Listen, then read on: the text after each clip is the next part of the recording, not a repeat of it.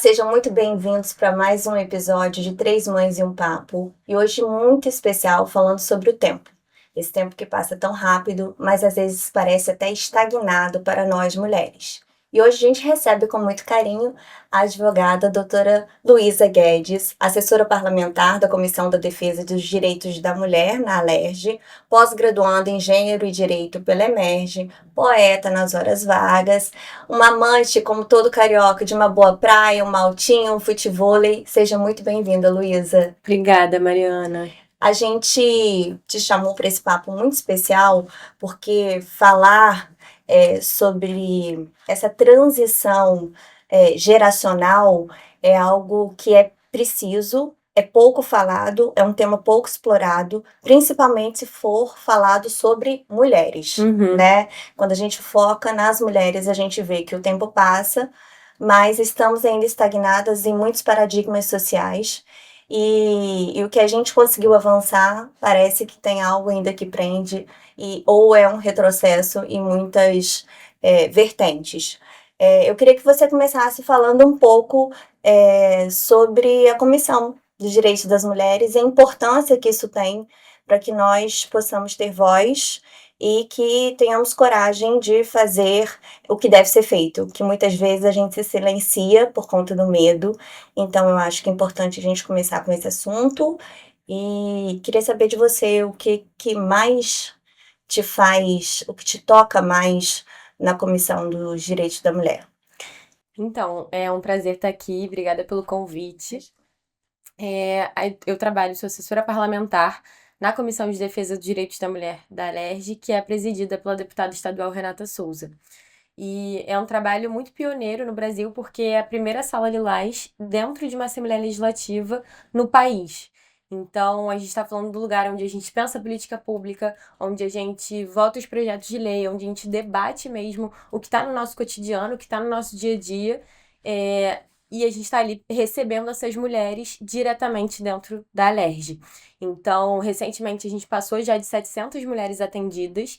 Temos uma equipe multiprofissional, então eu sou advogada, tem psicóloga, assistente social, Que bacana. cientista política, cada uma tem um olhar mesmo, e isso é muito legal porque a gente discute os casos em equipe e consegue ter uma visão multidisciplinar. Holística, né? Exatamente, Do ser humano como um todo. Pensando nessas mulheres em vários âmbitos, porque eu acho que também acontece isso, as pessoas quando não só pensam nas mulheres, mas na violência contra a mulher, acham que é só sobre o direito, é só sobre o sistema de justiça.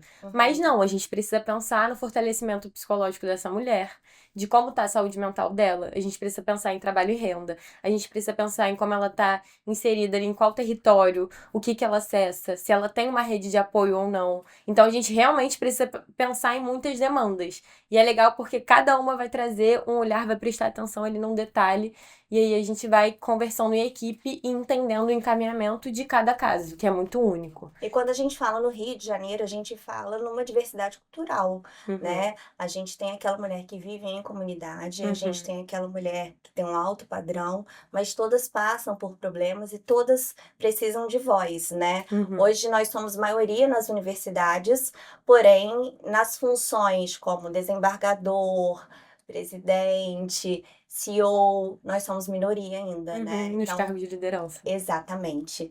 Isso tem um peso muito grande que parece que é ainda um pontapé inicial para a gente dar, contudo parece que a gente está amarrada, né? E a gente não consegue evoluir nisso ainda. O que você acha sobre isso? No sentido, eu concordo, assim, no sentido de que a gente parece que luta. Esses dias eu tava conversando com umas amigas e a gente falou, a gente não pode baixar a guarda, né? Porque, assim, se a gente ceder um pouquinho, as coisas já retrocedem. Então, e aí por isso que eu até falo que é um pouco cansativo no lugar de quem atende na ponta, de quem atende mulheres em situação de violência, a gente falar e as pessoas não pensarem também no que tá ao alcance delas. Porque as pessoas falam, nossa, Luísa, que legal o trabalho que você faz na comissão, você é assessora da Renata, você trabalha com política, você é engajada e tudo mais, mas eu fico pensando assim, a política tá no nosso dia a dia, assim, se a gente vai falar de um tema como a violência contra a mulher, é a gente entender que também as micropolíticas ali do cotidiano vão fazer diferença.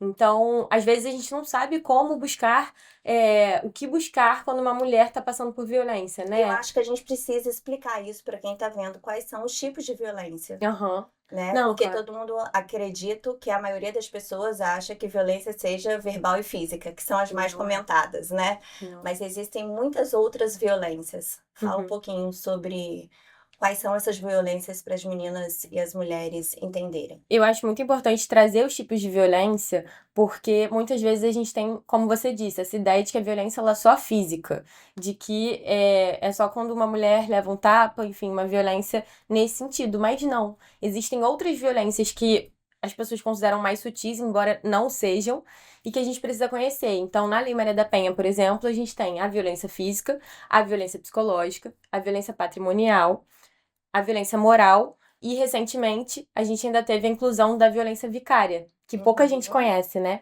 Então, vou explicar um pouquinho cada uma delas. perfeito. A violência física é quando a pessoa agride a integridade corporal de uma mulher, então tapas, socos, chutes. A violência psicológica é uma série de ações, então a Lei Maria da Penha descreve diversas formas, mas manipulação, controle do direito de ir e vir dessa mulher. Então, por exemplo, o que a gente vê, quando controla ele, uma mulher tá num relacionamento e o homem questiona por que ela vai sair com as amigas, fala pra ela não sair, ou questiona a roupa dela e tenta controlar a roupa dela, fala que tá muito curto o vestido, Afasta essa ou que... mulher da família, né? Exatamente. E que isso, assim, é muito interessante, porque quando a gente vai olhar pra essas outras violências, são violências que vão fazer com que essa mulher permaneça naquele relacionamento abusivo. Então, Uhum. se você vai cortando a rede dela, vai cortando o contato dela com os amigos, com a família, impede ela de sair, controla, vai manipulando mesmo essa mulher, como que ela depois vai sair dessa relação Ela fica abusiva? dependente emocional dessa relação, né? Desse homem. Exatamente. E aí a gente entra, por exemplo, também na violência patrimonial. Então, quando esse homem ele controla o dinheiro da mulher, não só isso, controla o dinheiro, mas também os meios de produção do trabalho dela.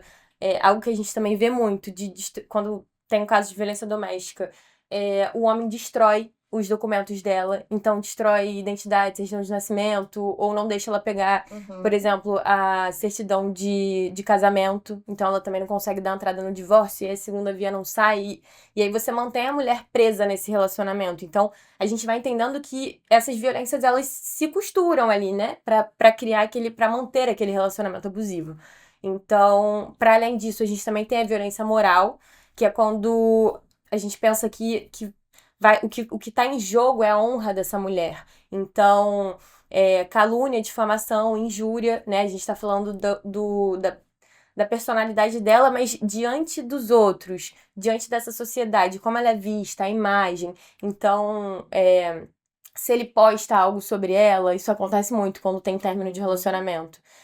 Se ele posta algo falando sobre ela, ou cria mesmo uma situação, inventa uma história, uma fofoca, que a gente pode achar que é banal, mas que pode acabar até interferindo no trabalho dela, na imagem dela profissional. Então, Uhum. isso tem repercussões. Aí a gente tá falando da violência moral, nesses três tipos, né, Sim. penais, que é calúnia, injúria e difamação. Então, a gente tá falando de uma honra mais objetiva. E na Uhum. violência psicológica, a gente tá falando da autoestima dela. Essa é a Exato. diferença, sabe? Faz sentido, assim? Para mim faz, porque a violência física ela deixa marcas, né? Uhum, Visíveis. uhum, E as outras violências que você explicou, talvez uma pessoa de fora não veja. uhum, E aí é difícil você relatar algo que você sente, né? Demonstrar emoção, sentimento é algo muito difícil. E aí tem o gaslighting também, né? Em uhum, que a mulher se põe em dúvida se aquilo que ela está vivendo é real ou não, é aquilo mesmo ou não. Porque o homem acaba fazendo esse abuso psicológico e invertendo o jogo, né? Falando, não, não está acontecendo isso, você que está carente, ou você que está vendo coisa onde não tem, ou você que está preocupado demais. E aí a gente tem essa inversão de valores e a mulher fica ali presa nessa dependência emocional e não se permite a sair e a entender e a ver o que o outro pensa sobre também, né. Por isso o uhum, afastamento da família, o afastamento dos amigos, porque se tiver alguém puxando ela e tentando tirar ela desse relacionamento para um típico narcisista ou uma psicopatia qualquer, uma uhum, psicopatologia, é muito difícil. Ele não quer realmente que ela tenha acesso a outras pessoas a não ser ele. Uhum, Não é isso? exatamente. E a gente vai pensando não só na questão da rede, que é o que você trouxe, mas também na questão financeira, de você não precisa trabalhar, para de trabalhar. E aí, quando essa mulher, em um determinado momento, quer sair dessa relação, como que ela faz? Se você não tem renda, como que você vai, de repente, se mudar, terminar o relacionamento, bater a porta e sair? Você não vai. Mas isso é muito Então, louco, não é? Porque assim, se a gente for pensar em gerações passadas, as nossas avós, bisavós, elas não tinham esse direito, esse poder financeiro, esse uhum, direito de ir e vir, uhum, né? Muitas vezes elas ficavam em casa cuidando da família e o núcleo de convivência social era a família. uhum, Então, conversas sobre relacionamentos abusivos não existiam, não. né? Então, como que a gente passou de geração, hoje a gente fala, mas ainda existe esse estigma que a mulher, ela ainda pode ser uma presa fácil. Uhum. E assim, mais que isso, tem outro ponto também que te ouvindo, que me veio logo à Aham. mente, que é a questão de se falar, a questão de um homem, por exemplo, narcisista, com alguma psicopatia e tudo mais, mas eu acho que antes disso, a gente tem uma tendência a patologizar os agressores Sim, de, ah, perfeito. não, ele é louco, e essa narrativa de que ele é louco, ele é um monstro, isso tudo afasta e não faz a gente pensar que muitas vezes o agressor dessa mulher está dentro do lar, está dentro da família, está do lado dela. Então, eu acho que a gente também precisa, claro, reconhecer, mas de alguma forma desconstruir essa narrativa. Uhum. Porque se a gente parar pra pensar, a mulher é louca pra quando a gente tá cometendo ali a violência. Não, ela é louca, ela tá inventando, ela tá exagerando, mas o homem ele é levado pro lugar de louco e de monstro para que ele seja, de alguma forma, perdoado dessa violência. Então, quando é para vítima, isso agrava. Isso Sim. tira a legitimidade dela enquanto vítima e a palavra que ela traz, né? A palavra dela mesmo. O valor que essa palavra tem. E aí, quando a gente tá falando desse agressor, tudo bem, ele é louco, mas aí, não é bem assim, né? Acho que foi uma loucura, muito absurdo, mas. Não, porque ele é um monstro, mas. Gente, ele não é um monstro, ele é um ser humano. Então, assim, vamos lidar dentro do que a gente tem, assim, sabe? Sim, Eu acho que é importante também trazer esse ponto que uma vez eu li isso, eu falei, é isso, é sabe? isso. Porque a mulher, a partir do momento que ela cria uma voz, ela é taxada de louca, É. né? Então, isso na sociedade em geral, não só no núcleo familiar. Uhum, Recentemente a gente percebeu noticiário de pessoas famosas dando esse depoimento. uhum, A partir do momento em que você expõe o seu corpo, a partir do momento em que você expõe a sua voz, a partir do momento em que você expõe um pensamento, você é julgado de uma forma diferente que um homem. uhum, E é exatamente isso que você está trazendo. A gente ainda vive numa sociedade machista. sim. Isso não tem como tirar. A gente está enraizado nesse núcleo. E como que a gente sai? Você acha que é possível sair?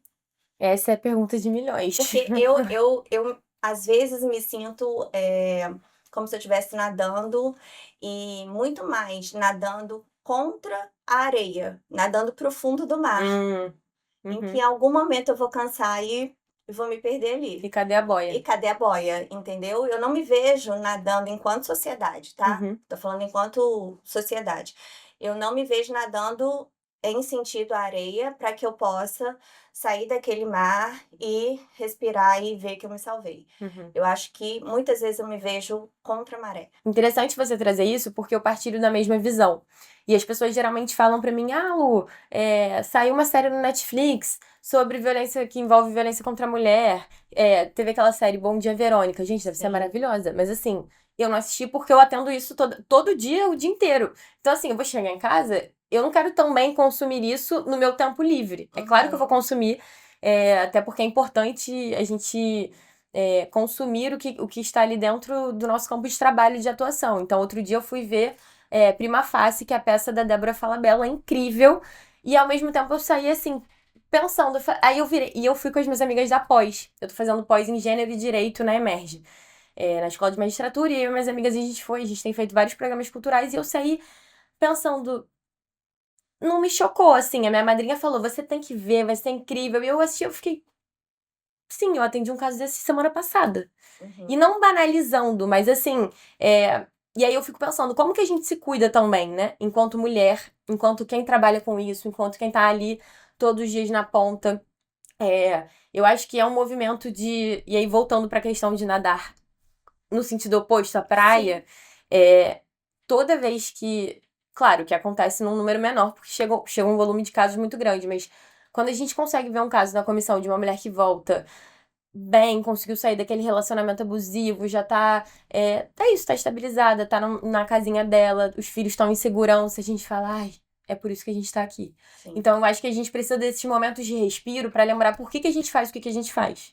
E isso não é só pra quem trabalha, isso é também pra quem de outra forma vai vivenciar isso, enquanto uma amiga, enquanto prima, enquanto tia, enquanto filha, enfim, nesse lugar, né? Eu acho que a gente precisa saber onde buscar esse alívio, e isso ultrapassa também o relato do outro. Isso vai para suas formas de autocuidado. Então, assim, eu sei que para eu estar bem, para atender as mulheres, eu também preciso jogar meu futebol e minha altinha eventualmente. Eu vou ler minha poesia, que eu adoro, vou escrever. Eu já escrevi poesia, texto em prosa, relacionado ao que eu vivo, porque é uma forma também de lidar. Então, a gente tem que criar mecanismos mesmo pra gente ir se fortalecendo, assim.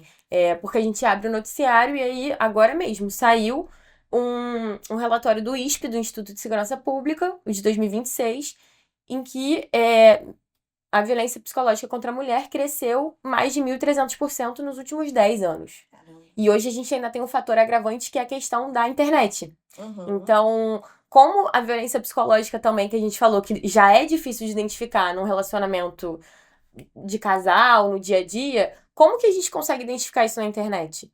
Então, inclusive, recentemente a gente teve até uma alteração no Código Penal para incluir uma qualificadora, para aumentar a pena quando a violência psicológica for cometida através do uso de inteligência artificial. Então, assim, esse é um tema totalmente da atualidade dos tempos de agora. Como que essa mulher também está exposta? A gente já atendeu um caso também na comissão em que uma mulher teve fotos. Ela tinha um perfil profissional e tinha uma conta pessoal, ela postou fotos viajando, estava na Itália e tudo mais. Ela falou, tinha uma foto numa ponte em que mudaram a foto completamente, sexualizaram de uma forma não consentida e eu não sei quem foi.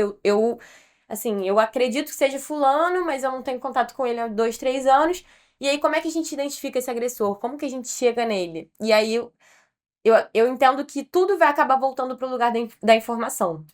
É muito importante as mulheres fazerem o registro de ocorrência, as mulheres denunciarem, mas a gente também precisa falar da importância da educação em todos os espaços, não só na escola, mas nisso que a gente está fazendo aqui, na mesa de bar com os amigos. Eu não sei o que fazer, uma amiga passou por violência, vamos procurar o que aconteceu. Tem a Lei Carolina Dickmann, que foi exatamente por essa exposição de fotos íntimas, né? Exatamente. Eu acho que foi um hacker na época. Invasão de dispositivo móvel. Foi isso? Exatamente. E aí, a partir desse acontecimento, criou-se a Lei Carolina Dickmann para proteção de violência virtual, talvez? Isso já foi um início, exatamente. Isso a gente já começou a pensar na violência contra as mulheres, mas aí a gente ainda tinha essa ideia do hacker, da invasão mesmo do dispositivo. E hoje em dia a gente já tem outros tipos penais mesmo que vão conseguir abordar essas outras violências. Mas assim, ao meu ver, a grande dificuldade a gente também precisa que a informação chegue nas mulheres.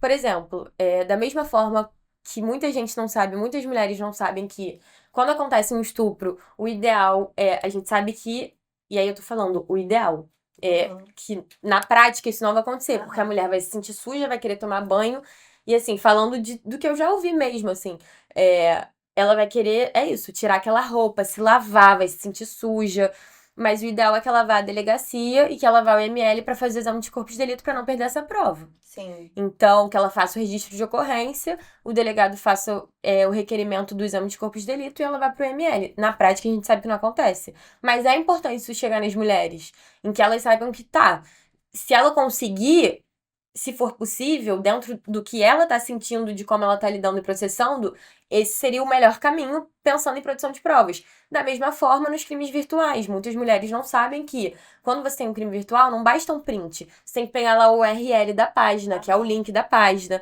Você tem que pensar em outras formas de produção de prova. Então, a gente também precisa pensar em como que a gente passa essa informação, para que as mulheres também entendam o que fazer. E aí, não é só nesse lugar e não só as mulheres, mas para que todos nós saibamos. Então, e aí, acho que a pergunta que fica para quem tá assistindo é: se uma mulher do seu convívio, a sua irmã, a sua mãe, a sua amiga, a sua companheira, fala que sofreu uma violência, você vai saber como ajudar? Você vai saber para onde ir, o que fazer?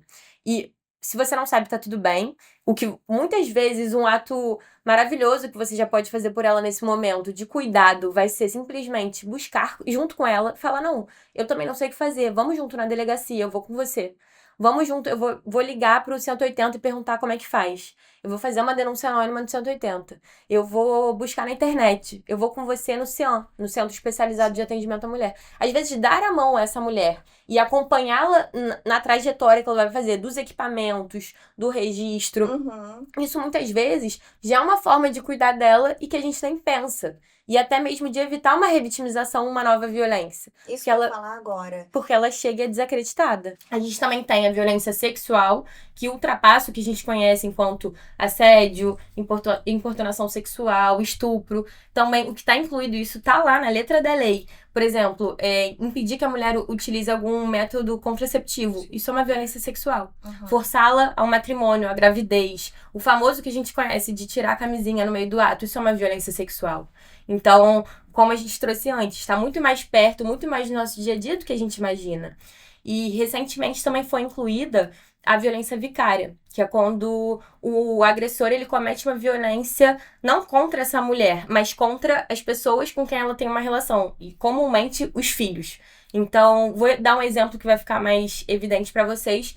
Teve um caso de uma mulher super grave, em que, não lembro se era o ex-marido, o ex-companheiro, mas eu sei que ela tinha 2 filhos, ela saiu de casa, as crianças estavam em casa, e ele tacou fogo na casa com as crianças dentro. E as crianças morreram.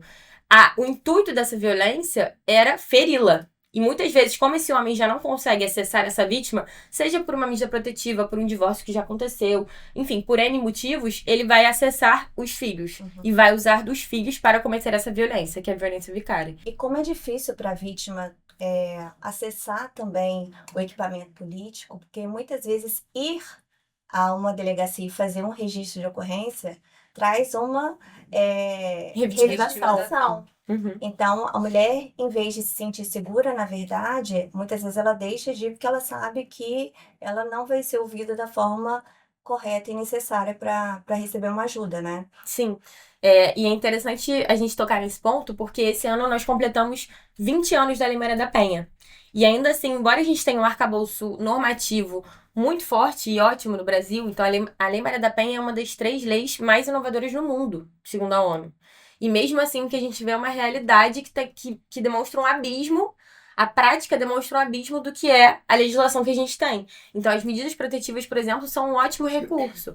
Mas muitas vezes a gente vai ter uma falha na rede que não vai permitir que ela seja totalmente observada. Ou mais que isso, a gente também precisa pensar no que a gente falou lá no início, território.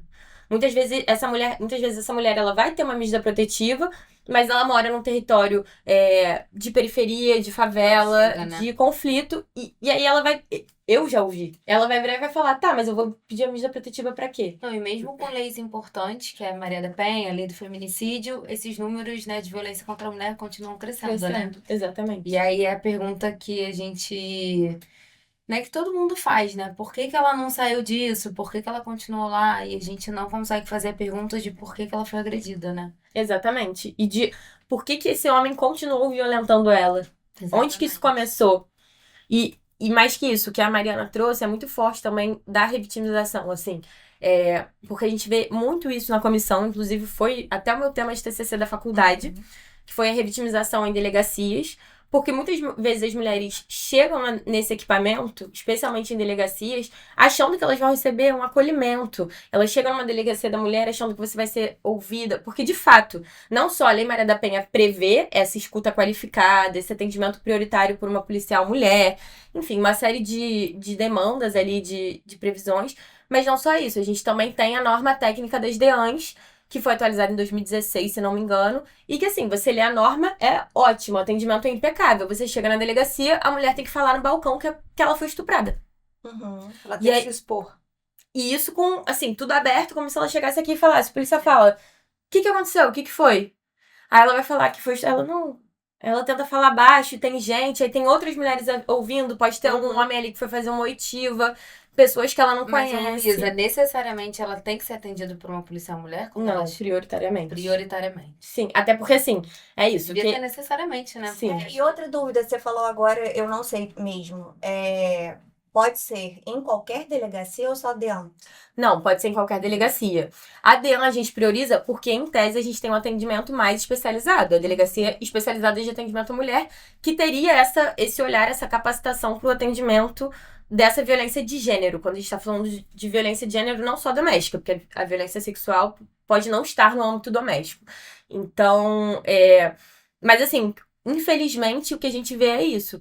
Não só faltam policiais mulheres, então a importância de que tenham mais concursos, de que as mulheres realmente componham essa força policial, mas mais que isso.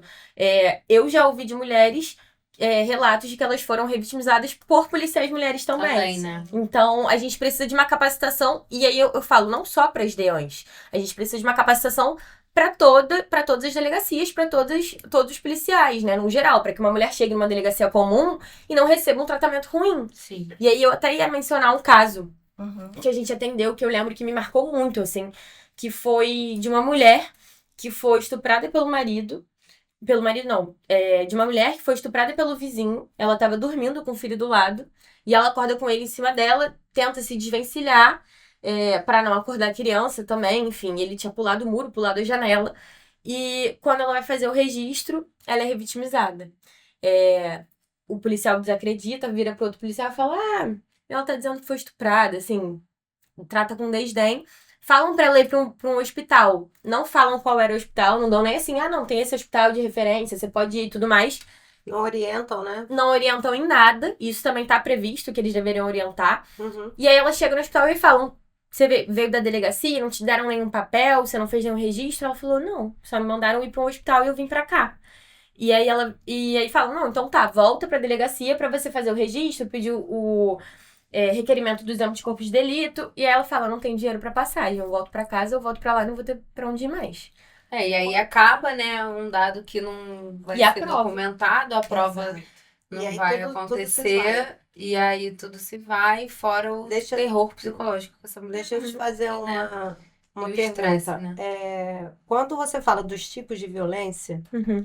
é estranho porque, assim, nem nós, mulheres, sabemos é, linkar esses tipos de violência. E às Uhum. vezes você está dentro de uma relação que você vive alguma dessas violências e você não se dá conta. Até Uhum. porque a violência ela não começa como uma violência, né? Sim. Ela Começa como te terror norteando, terror um psicológico. pequeno abuso, Isso. cercear o seu calar direito de voz. de vir, um calar de voz, é Então- algo... Então, quando você fala assim que nós É. mulheres temos que ter cada vez mais noção, um olhar, né, mais aberto para as nossas relações, entendeu? Isso é muito real, porque nós mesmos, às vezes, estamos num relacionamento em que a gente não se dá conta, que a gente está vivendo alguma coisa que é o patológico, ou que é doentio, e que não pode não chegar a uma violência sexual, ou pode não chegar, vamos dizer assim, a um fim. Mas o seu psicológico pode ficar extremamente abalado Sim. com uma relação assim. A sua autoestima.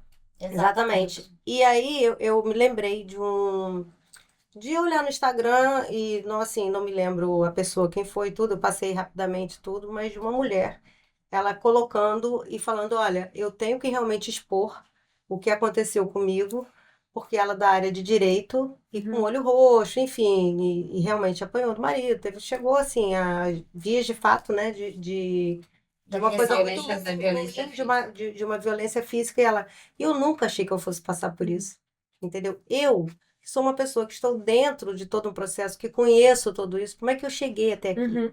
Então, assim, é muito importante que dar essa abertura para que as mulheres parem para pensar, né? Para que a gente reavalie. Eu acho que não Sim. só abertura, né? Falar e explicar Conhecimento. que de fato precede toda essa violência, né? Deveria ser uma Os sinais, disciplina né? escolar, E aí volta na pergunta, como eu cheguei até aqui? Uhum. Né? Ou o que aconteceu para eu estar nesse lugar, né? Como que eu não percebi isso, Uhum. né? E eu te ouvindo, assim, a primeira coisa que me veio à mente foram mulheres que eu já ouvi que falaram, não, mas eu sempre fui feminista, engajada e passei por uma situação de violência. E nenhuma de nós está ilesa de passar por uma violência. Por isso que é tão importante a informação, para que a gente consiga reconhecer. Mas muitas vezes, inclusive reconhecendo, não quer dizer que a gente vai conseguir sair de pronto. Sim. E aí, por isso que é importante a rede, a gente conseguir acessar equipamentos, muitas vezes os amigos, a família, pessoas que vão ajudar a gente a conseguir sair dessa violência, porque quando você tá dentro, é muito difícil de sair. Então, Muito difícil de perceber, né? não, e Se mais dá do que isso, é o que a gente falou do despatologizar o agressor. Não vai ser normalmente não é um monstro, um louco. Normalmente é um cara maneiro, família, que senta no bar com todo mundo, que fala com todo mundo da rua, da esquina. Que, pô, nossa, porque ele trabalha, ele é um profissional impecável na área dele. Trabalha o dia inteiro. Nossa, e ele veio, ele é tão Não, e maravilhoso. eu trouxe uns dados aqui que uma coisa eu achei muito interessante. É que 4 mulheres. Esse é um dado de 2025, né, do Anuário Brasileiro de Segurança Pública, que diz que 4 mulheres são assassinadas por dia, ou seja, 1.492 mulheres vítimas de feminicídio em 2024. E 64% desse feminicídio acontece dentro da própria casa da vítima. Sim. Então, isso é muito importante da gente falar. Com certeza, a Luísa vai trazer dados, né, mais contundentes. Mas, assim, 8 a cada 10 mulheres foram mortas pelo ex-companheiro. Então, é isso. Uma violência silenciosa Ou que começa pelo companheiro, pelo mesmo, atual, né? companheiro, ou pelo companheiro. Sim. Que começa dentro de casa, mas é importante que a gente, né, se atente aos sinais, né? E ninguém tá ileso. Com certeza. Inclusive, interessante você trazer esses dados, porque a gente até estava conversando sobre isso, mas eu tive minha aula da pós de terça-feira e a gente estava falando até sobre os tipos de feminicídio. De entender que muitas vezes o feminicídio, ele vai se diferenciar, só fazendo um parênteses aqui, porque você falou da questão do doméstico, do lar, da família, mas muitas vezes, quando a gente está falando de mulheres trans, mulheres LGBT, né, mulheres trans, mulheres lésbicas, então se a gente está falando de transfeminicídio e lesbocídio, a gente já tem um outro cenário, que aí a gente vai ter um agressor que muitas vezes não a conhece, vai acontecer na via pública, muito diferente do perfil que a gente vê de mulheres cis. Então, isso também é legal de trazer. Na semana passada, eu falei exatamente uma questão em que a mulher ela precisa de se autocuidar. Porque, por exemplo, um homem ir a uma festa e ficar bêbado é uma coisa. Uma mulher ir a uma festa e ficar bêbada é completamente diferente. A vulnerabilidade, infelizmente, tem um peso maior pro lado feminino. E eu tava falando, a gente tava almoçando, eu tava falando exatamente isso. Até para você se comprometer, talvez, em se dar mais liberdade ou se permitir naquele dia extravasar alguma coisa, você tem que saber com quem você tá, né? Para saber se alguém vai cuidar de você ou se você vai estar totalmente vulnerável naquela situação. Eu acho que é um ponto que a gente vê uma disparidade muito grande entre homem e mulher. Essa vulnerabilidade que a gente sempre tem como peso maior. E outra questão também que eu vejo muita violência é no ambiente de trabalho. Relatos de pessoas que não têm coragem de denunciar porque elas dependem daquele trabalho e denunciar um chefe, né, um CEO, alguém que cometeu algum tipo de violência é muito difícil. Sim. Ô, Mari, você falou da vulnerabilidade e eu lembrei de outro dia a gente em Botafogo, né? Eu e Luísa, né? E uma gringa, né? Ela de outro país, espanhola, né? Alguma coisa assim, falando espanhol, argentina. Caída num canto, sim, totalmente jogada num canto, e a gente olhou aquela situação. E é isso.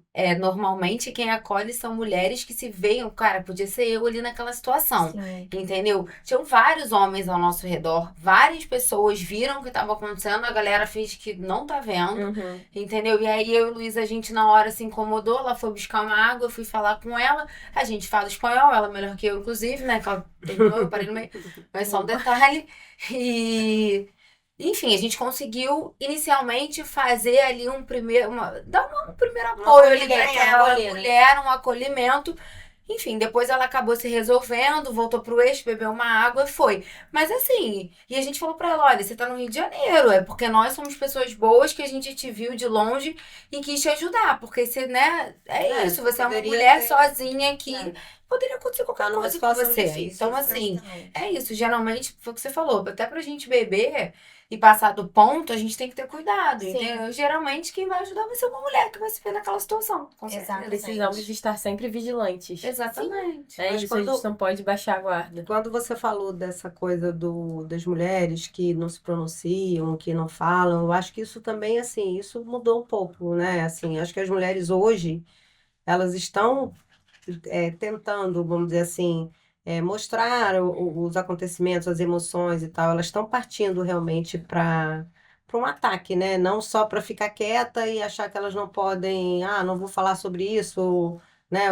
Eu sofri um assédio e não vou comentar. Eu acho que as mulheres elas estão tomando atitude, né, em relação a isso. Então, acho que elas já ficaram muito caladas, mas eu acho que todo esse processo que está acontecendo assim é meio como já uma revolução, né, das mulheres Eu para acho- se impor, para se colocar, né? Exatamente. E quando a gente fala da violência nesse âmbito familiar, eu acho que a gente consegue falar de uma forma mais natural. Contudo, quando a gente sai desse contexto familiar, imagina você falar que você foi assediada No metrô. no metrô, né? Como é difícil você chegar a casa e falar pro seu esposo ou pro seu namorado que você sofreu uma violência. Uhum. Então, eu acho que a gente precisa ainda tentar dar essa virada de chave também nessas violências que não acontecem no ambiente doméstico. Uhum. Então, a do trabalho, para mim, eu acho muito difícil, porque a mulher estar naquele cargo, que é o que a gente falou lá no início, né?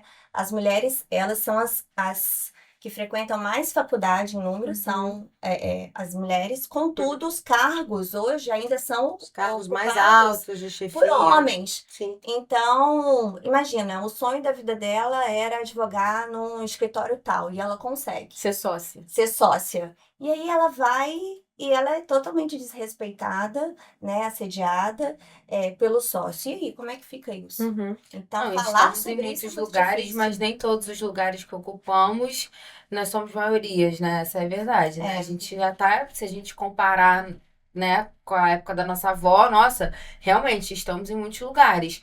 Mas tem lugar que a gente tá ali, mas também não é ouvida, também não é escutada, ou então, igual você falou, a gente tá num cargo de chefia, mas a gente é minoria, então você sofre um assédio, você fica ali, né? E outra coisa que a Luísa falou, que eu achei muito interessante, é que o assédio de nós mulheres, né, cis, acontece dentro de casa, mas as mulheres trans acontecem na rua por pessoas que elas nem conhecem. Então, assim, né, só pelo fato de você ser mulher, não importa onde você esteja, Sim. a coisa é séria, né? Assim. E a gente também pensar nessa pluralidade, do que a gente chama de um olhar interseccional, entender que as pessoas, as mulheres, vão ter vivências diferentes a partir de vários marcadores sociais, de idade, de território, de orientação sexual, enfim. Então a gente precisa de classe raça, social. de classe, de tudo. Não é só o gênero ele não vai operar sozinho. Exato. Então, são opressões ali que vão, de alguma forma, se sobrepor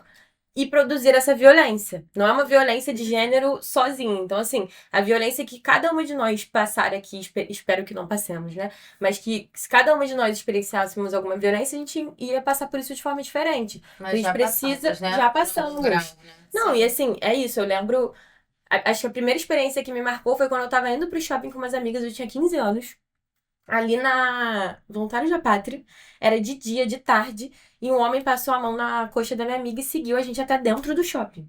E eu lembro do desespero que eu tava da gente subir as escadas do Botafogo pra shopping, de chamar o segurança. E assim, aquele desespero. Então, a gente lida com isso desde muito cedo, assim, desde muito nova. E tem que aprender ao tempo todo não baixar a guarda, se defender. Mas assim, a gente também precisa avançar para que as mulheres possam se sentir seguras, para que elas não tenham que não baixar a guarda, para que elas possam beber uma cerveja de boa e ficar tranquilas e que a gente consiga construir um mundo mais seguro, né? Eu fico pensando, Juju, Bento, eu espero que eles conheçam quando adultos um mundo mais seguro para as mulheres, sabe? Ô, Luísa, e uma coisa aqui que eu tava pensando, se nós, né, mulheres, se nós somos revitimizadas numa delegacia, imagina uma mulher trans, né? Você tem algum dado, alguma coisa assim, pra trazer pra gente? Então, é interessante você trazer esse ponto, porque o que a gente percebe, até na comissão mesmo, essas mulheres muitas vezes não vão nem acessar. Elas não vão nem buscar. Então, por exemplo, lá na comissão, a gente a gente já atendeu mulheres trans, mas a gente não atendeu em grande número. E aí, o que a gente percebe? Só de se chegar na Assembleia Legislativa, você tem que se identificar. E aí, você passa pela portaria, passa ali pelo scanner e tudo mais de segurança, mas você passa pela portaria e muitas vezes não vão aceitar um nome social. Vão chamar pelo nome morto, que a gente chama. E aí, aquilo já é uma violência. É verdade. Então, assim, e na delegacia muitas vezes também. É porque é legal a gente trazer isso, Com né? certeza. A gente não tratar só de um gênero ali. Exatamente. Não, e pensar mesmo nos pluralidade. diversos cenários, na pluralidade, nesse olhar interseccional. Então, assim, a gente tem muito pra avançar ainda. É o que você falou, a gente já avançou? Já, mas tem muita coisa ainda, gente, que a gente tem que avançar, né? Não dá pra gente achar que tá tudo bem, que já avançamos muito e parar por aqui. Pelo contrário, é uma construção coletiva, diária, dia após dia, não só no lugar de estar com as mulheres no momento em que a violência já aconteceu, mas também no lugar da educação, que vai acontecer em todos os espaços. Então, que a gente possa, de fato, conversar, dialogar, trocar ideia, passar informação, acompanhar essas mulheres para que a gente construa um mundo mais seguro. Então, pensar nessas duas frentes. E a gente está falando aqui de mulheres que conseguem ir à delegacia, mulheres que ainda podem expressar a sua voz. Aí eu estava aqui pensando em mulheres idosas, né? Que é muito mais difícil de aceitar essa situação de ir a uma delegacia ou de pedir ajuda a um parente. E pessoas acamadas, pessoas com doença terminal, porque ninguém tá livre, né? Então você pode estar num cuidado paliativo e sofrer uma violência. Sim. Sofrer um abuso, Um abuso. E aí, Internada. como é que você vai relatar isso? Exatamente. Inclusive, você falou isso, eu pensei na pandemia, a gente teve um aumento muito grande da violência contra a mulher, mas a gente teve uma subnotificação. Então, se você olhar as estatísticas, os números caíram, mas na prática não foi o que aconteceu. Porque como que essas mulheres iam acessar o quê? Como é que você liga com o seu agressor do seu lado? Então, a gente realmente precisa pensar em todos os cenários, em todos os contextos. Mas algo que eu ia trazer também, quando a gente fala da questão das mulheres se imporem, de como isso vai mudando, eu fico pensando, tenho pensado assim, muito sobre esse lugar de como nós mulheres bancamos muitos desconfortos. Sim. E outro dia aconteceu uma situação num espaço que eu frequento, que as mulheres se posicionaram, deram um toque no homem, porque ele fez um comentário, enfim, que não fazia muito sentido, machista. E aí a gente tava tendo essa conversa de, mas não podiam ter sido algo mais tranquilo, ter falado com mais jeito. Claro, sempre tem como a gente falar com jeito, não precisa atacar o outro. Eu não acho que é sobre atacar a pessoa. Eu acho que a gente trocar pra entender, olha, quando você fala isso, a gente se sente dessa forma, isso leva pra esse lugar. Mas eu fico pensando no quanto nós mulheres engolimos desconfortos, enquanto os homens estão sempre confortáveis, sabe? Querem, enfim. Exatamente. E aí, assim, hoje eu botei um sapato. E é engraçado como se usar na prática. Eu botei um sapato pra vir, um salto que eu nunca tinha usado. E aí eu desci, fui na farmácia e tudo mais. Aí começou a doer meu calcanhar. Eu falei, não, gente. Tava doendo meu tornozelo, eu já tive tendinite por causa do futebol. Eu falei, não. Aí troquei. Botei uma sandália que eu gosto. Falei, Então, assim, não é só não bancar o desconforto no sentido literal da coisa, de um sapato, de uma roupa, de ter que se adequar. Nas situações, que a gente adora uma metáfora. Mas também isso. Quanto sabe que a gente não vai engolir pra deixar o outro confortável enquanto você tá totalmente E mais desconfortável. isso, né? Como nós mulheres, de certa forma, retroalimentamos o machismo estrutural que acaba matando a gente e violentando a gente sem nem perceber. Eu acho que é esse ponto, né? Ela tá orgulhosa de mim. Mas não é? Eu vivi 24 anos pra isso. Ela fala, vivi 24 anos. Meu Deus. Mas é verdade. Curso de feministas, E como módulo 1, 2, 3, 4, 5, aqui, ó. E Dado como- por Luísa Guedes. Doutora Luísa Guedes. E como a gente ensinar os nossos filhos, já que a gente está ainda dentro de uma sociedade totalmente machista, como ensinar, né? Como fazer esse homem, esse pai, ensinar o filho dele a ter um posicionamento diferente. Eu lembro que eu já virei uma vez pra aluna e pra minha mãe, eu falei assim, gente, mas eu fico pensando em Bento, né, que é homem, meu Deus, crescendo nessa sociedade, hoje em dia tem Red Pill, tem isso, aquilo. E eu lembro que minha mãe, muito tranquila, virou pra mim e falou, Bento não vai ser machista, ele tá sendo criado por 3 mulheres. E isso, de alguma forma, é isso. É claro que ele tem, enfim, né? Tem as figuras masculinas, o pai, os avós e tudo mais. Mas a gente também faz questão... Passa, né? Exatamente. De que ele... Eu lembro que ele, muito bebezinho, quando tinha 1 ano e pouco, ele já chegava lá em casa, pegava a pá buscava a pá de varrer, né, pra catar o lixo.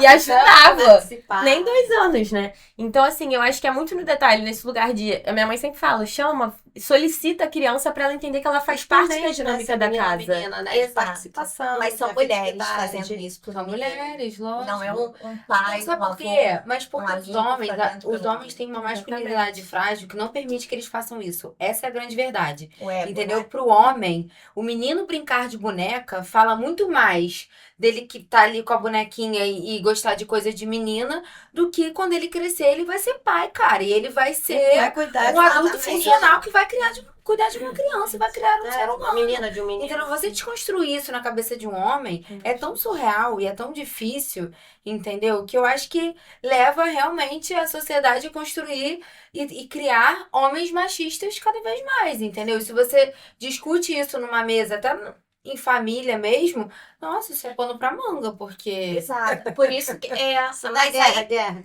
é aquela questão do nadar, né? A gente Uhum. parece que em vez de estar nadando em direção à areia, parece que a gente está preso ali no mar sem achar a boia, exatamente por isso, porque é difícil a gente trocar o pensamento dos homens atuais. Uhum. Porque eles foram criados, né, nesse paradigma machista e criar os filhos não machistas é algo muito difícil. E aí entra a mulher. A Uhum. mulher que tem que fazer esse papel de ensinar um menino a não ser machista. E que não deveria. Que não Exatamente. deveria. Era pra ser, é isso, era pra ser uma construção coletiva. Exato. E o que eu fico pensando assim é muito nesse lugar de a Luna trouxe, eu acho que é perfeita a sua colocação, porque a gente tá falando de ser um adulto funcional, de entender que você vai morar numa casa, e aí que quando você suja tem que lavar a louça, que tem que limpar o chão, de que tem que trocar roupa de cama, tem que lavar a roupa. São coisas, são afazeres, ponto. E isso é socialmente atribuído às mulheres. Sim. E mais do que atribuído a nós, isso também é invisibilizado. E aí não tem valor. Porque como não é quantificado, muitas vezes, quando a gente tá falando de quem faz as tarefas ali do dia a dia, nem entrando na seara no sentido do trabalho doméstico remunerado, tô falando até do não remunerado mesmo. Isso não tem valor. Isso é visto como algo Isso é dado invisível, que tá ali. na verdade. O funcionamento de uma casa, ele acontece aleatoriamente, tudo aparece assim, pum. A roupa aparece. Isso aí Não é só eu funcionamento, volto né? na minha... É pensar na logística. Na minha infância, que tinha um Gerir. filme lá da Dini Eugênio, que a Gênia, ela tava a casa toda bagunçada, não sei o que, e de repente ela fazia um negocinho assim, tudo, entendeu? Então, assim, E era mulher, né? ela era mulher. E Dini Eugênio, somos nós, entendeu? A gente faz assim e aparece, tudo está pronto. Tudo... Mas aí a gente ainda ocupa Funciona. esse lugar, né?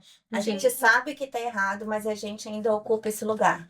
Porque como o homem não é proativo, a Uhum. gente acaba abraçando e tomando a frente, fazendo. Eu acho que não é nem as só coisas. fazer, é isso, é o gerir. Com o esgotamento materno, feminino, né? Porque hoje, graças a Deus, também a gente tem o direito de escolher não ser mãe, Sim. que antes a gente não podia, entendeu? Hoje eu acho que a gente ocupa lugares, né, de fala que antes a gente não ocupava, porque hoje a gente tá, né? Mas a gente pode escolher o que a gente quer, o que a gente não quer. Mas independente de tudo isso, como é inerente à mulher mesmo o fato do cuidar, da estruturação de um lar. Ah, mas eu não sou mãe, eu sou madrasta, mas você pensa no filho do outro. Ah, eu não sou mãe de pet, mas você pensa, mora com alguém, com um homem, mas você pensa na logística do animal, do cachorro. Então, assim, como, né, o esgotamento mental, mesmo, a carga mental feminina, assim, é absurda e é algo que as pessoas falam, dando eu até palhaçada, isso não é concordo, nada. assim, que entendeu? as mulheres, elas realmente, elas têm um quê de sensibilidade, elas têm um... Nós somos diferenciadas, isso eu não tenho dúvida. Então, assim, nós já nascemos com esse dom, querendo ou não, de gerir, de cuidar, do cuidado, isso é da mulher, né? É a parte, acho que, sensível da mulher. Só que, assim, fica muito mais leve quando você pode dividir Exato. tudo isso com parceiro e que seja natural, entende? Ninguém está querendo pregar nas relações que é metade, metade. Eu vou fazer isso aqui, você faz aquilo. Eu arrumo metade da cama e você outra metade. Não, não é sobre isso.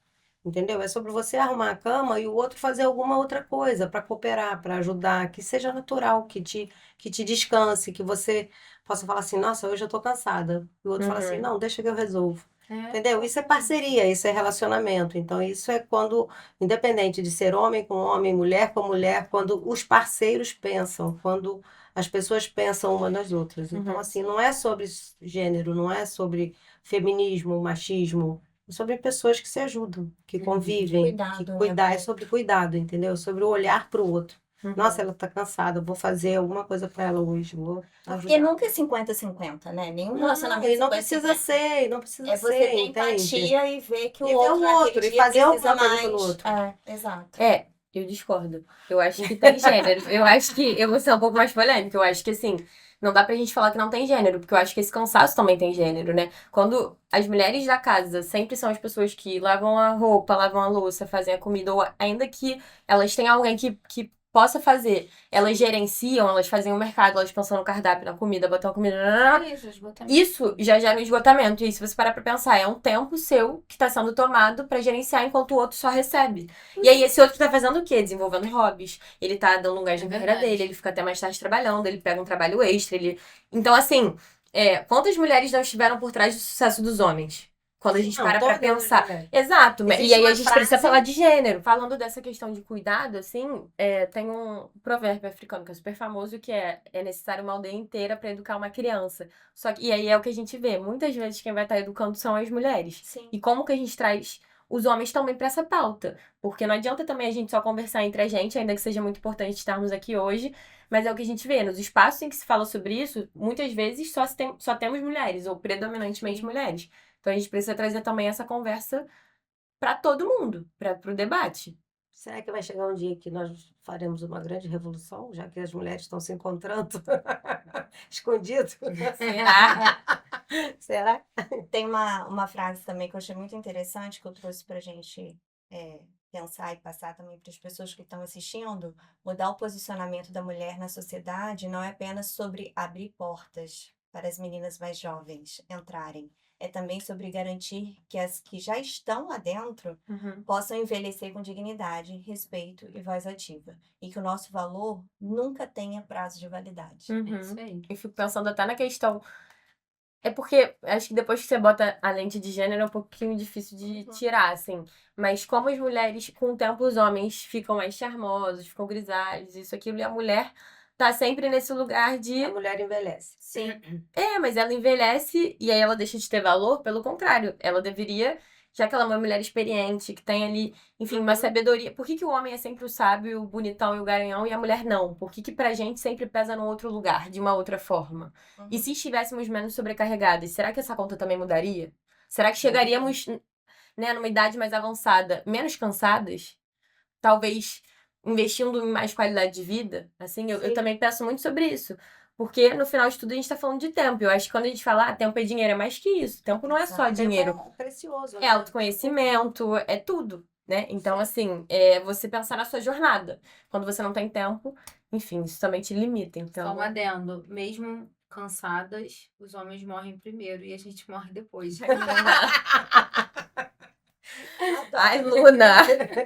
Aí falou sua frase, sua frase. Esse era o seu, né? Para a gente deixar aqui para quem está assistindo também, existe algum número para ligação, para denunciar? Tem. Então, se vocês virem uma situação flagrante aconteceu na minha frente. É o Disque 190, você tecla lá 190, 24 horas, uma viatura da Polícia Militar vai até o local. Então, a gente tá falando aqui do flagrante. 180, se você disca lá 180 no seu telefone, gratuito, você pode não só tirar dúvidas de uma situação que tá acontecendo, falar, não, aconteceu isso, mas é violência, não é? O que eu faço, pra onde eu vou? Eles não só vão tirar suas dúvidas, como você pode registrar uma denúncia, anônima ou não, e eles vão encaminhar para a delegacia da circunscrição do seu território. E também vou deixar o telefone da Comissão da Mulher, da ALERJ, da Assembleia Legislativa, presidida pela Renata Souza. O nosso telefone é 0800 282 0119. A gente atende de segunda a sexta, de 10 às 5, e com a minha equipe multiprofissional, a gente também encaminha os casos e a gente faz esse acionamento da rede, né? Acho que só para fechar, algo que a gente trouxe também da violência contra a mulher, a gente não precisa só de olhar multidisciplinar, a gente também precisa que a rede dialogue. Se a gente está no ano que a Lei Maria da Penha cumpre 20 anos, desde que foi elaborada, desde que foi aprovada, e a gente tem realmente uma legislação muito avançada, a gente vê uma outra prática jurídica. A gente vê que os operadores do direito e da segurança pública estão na contramão. Então, a gente precisa fortalecer a rede. Queria concluir só com uma frase, juro que é a última, gente, que a pessoa gosta de arte, aí fica citando os outros. A Angela Davis diz que o feminismo é a ideia radical de que as mulheres são pessoas. Então, acho que no final é isso, é pensar segurança para todas as pessoas, educação e qualidade de vida para todos, né? Envelhecer de uma forma digna e saudável para todo mundo. Obrigada, Lu. Obrigada.